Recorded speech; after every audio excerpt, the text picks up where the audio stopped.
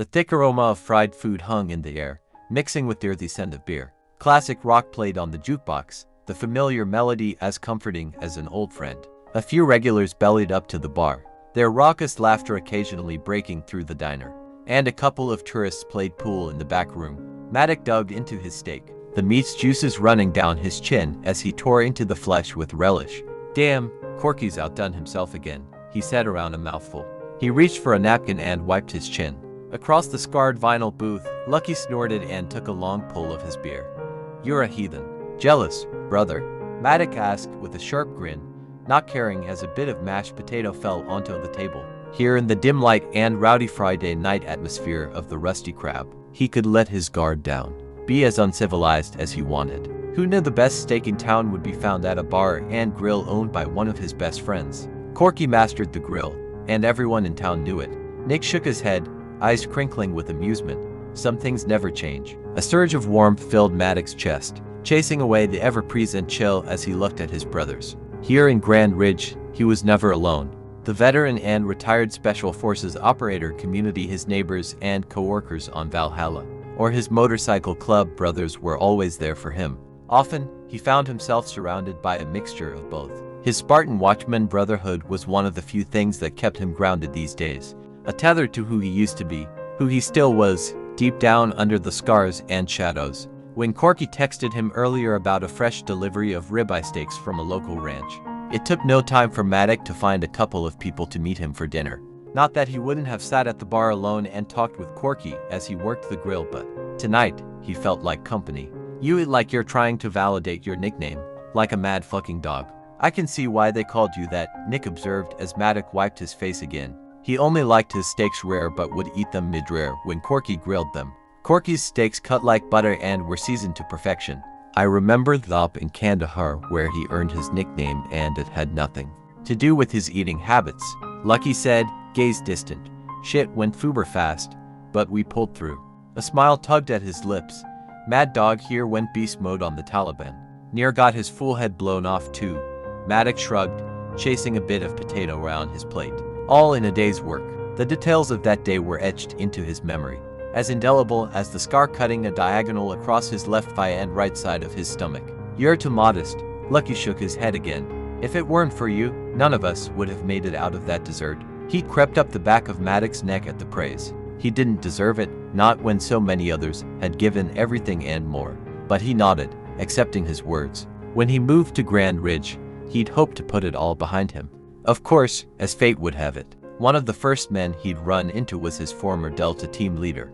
Lucky, in tune with Maddox's discomfort, lightened the mood. Sometimes I wonder how you can eat as much fat and grease as you do after the shrapnel took your gallbladder. The surgeon removed it. The shrapnel just sliced through at first, Maddox muttered. And right after surgery, I couldn't eat anything good. Now, it's all fair game. Life is too short to eat like a fucking rabbit. He raised his beer in a mock salute before drowning the rest of it. Go grab Maddox another beer from the bar, Lucky ordered Nick. Get one for me, too. Nick was a new prospect, having recently bought a bike and wanting to join. New prospects were at the beck and call of members, although the Watchmen didn't overdo it like many other motorcycle clubs, and it was Nick. Everyone knew Bull and respected him. Nick hasn't been read into the bullshit yet, Lucky said. What do you think about the newest drama? I think it's a power play. Watchmen aren't 1%ers. We aren't about to merge with them just because they want to move drugs through Grand Ridge. And we sure as hell aren't disbanding. We've made it clear we don't want their type here. Any of our members who jump ship aren't worthy of being watchmen. We are sheepdogs. Our job is to protect the community at all costs. If it means protecting Grand Ridge from developing into a large city with a drug issue, so be it. Lucky nodded, opening his mouth to respond but quickly changed his mind as Nick reappeared, setting down 3 fresh beers on the table. Maddox exchanged a look with Lucky. They'd talk more about this later. He took a deep sip from his beer, a local blend from a nearby brewery, and savored the burst of flavor on his tongue. At this moment, drinking a good cold beer and eating the best fucking steak in the West with his brothers by his side, he could almost forget about the drama unfolding in the club, his current woman problem, and the ghosts that haunted his dreams. Almost. Maddox set his glass down, gaze straying to the rain-streaked window. Beyond the dim reflections, darkness had fallen over Grand Ridge, shrouding the quiet streets in mystery. So different from the barren, sun-scoured hills of Kandahar. A wry smile curved his lips. Who would have thought he'd end up here, in this picturesque little town tucked between the mountains and sprawling ranch land? Not him, that was for damn sure. After his medical retirement from the army, he'd floated around without purpose, numb and adrift. It was by chance he'd met Hudson at an injured warrior's retreat his Veterans Affairs caseworker signed him up for. Hudson told him about his idea to form a community for retired Special Forces operators in Colorado, a local community he'd called Vallhalla. It sounded too good to be true, and when he offered him a job, Maddock took it. Once he'd arrived, Hudson introduced him to Mace, Nick, Lance, and Bobby. They'd pulled him back from the brink of darkness, given him a lifeline when he had nothing left to hold on to. He owed them everything. Hudson's call with the job offer came the night Maddock sat on his couch, staring blankly into the dark room after downing a bottle of Jack. His loaded handgun had been sitting on the table in front of him. He hadn't picked it up or moved toward becoming one of the 22 a day, but he'd be lying if he denied thinking about it. He'd moved on to Vallhalla a week later before the residential houses were built. Living in the main house with a few of the others felt akin to living in the barracks, or maybe a frat house. They got to know each other really fast. Now, years later, he owned his own house on Vallhalla and settled into life running security for both the ranch and the local BDSM club. Are you going to go to the back-to-school vaccine and sports physical event Samantha is hosting this weekend over at Community Hope? Nick asked, referring to Hudson's fiancée who ran a health clinic for low-in-command underinsured patients. She could probably use our help with security, was planning on it. Maddock nodded. The volunteer work gave him purpose, a way to give back to the community. You think the others would help out? He posed the question across the table to Lucky. The clinic wasn't in the best part of town and Samantha was held hostage not once, but twice there. The clinic had minimal paid staff.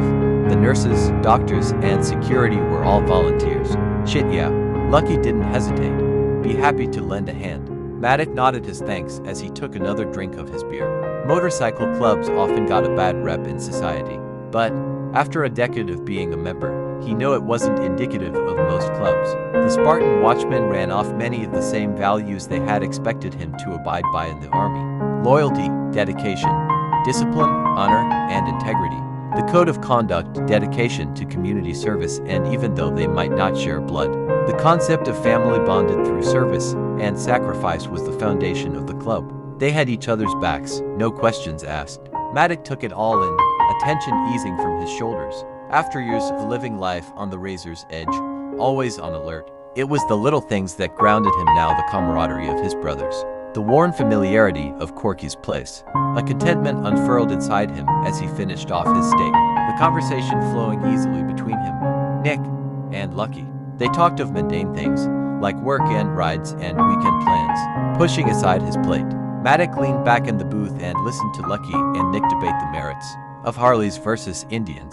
He chuckled at Nick's outrage as he defended his Suzuki Storm to Lucky. The familiar argument over which brand was best was an old standby. Kayla rescheduled on me yet again today. Nick's mention of the woman Maddock had been casually dating caught his attention. Said she had an emergency with one of Burke's prize stallions. That's twice this week alone. I don't know, I think something else is going on. It's not like her. Sure, she's had an emergency or a birth here or there, but not like this. If she is overbooked, I wonder if she shouldn't hire a second vet. Maddock frowned, worrying the edge of his glass. It wasn't like Kayla to flake out on appointments or not return his calls and texts. They'd only been out on a handful of dates because their schedules were hard to pair up, but they communicated daily. At least they had. He'd had a hard time getting a hold of her for the last month, ever since she'd gone back home for her high school reunion. His protective instincts prickled to life. It was one thing for her to avoid him. He'd prefer her to be direct and say she wasn't interested than to blow him off, but he dated other women who'd done the same. He wouldn't have pegged Kayla as one of them. She'd been pretty direct from the start with him. Yet, she'd started giving him the cold shoulder and responding more scarcely to his calls and texts. He'd wondered if she'd reconnected with her high school sweetheart or something. They'd both been incredibly busy this last month, and he'd made one too many excuses for her behavior. To blow off Nick and the horses, she might be busy. It was her excuse in every text she'd sent him, but in the last several years, she'd never rescheduled more than once. If something was wrong, he needed to know. Think I'll swing by the clinic tomorrow. Make sure everything's all right.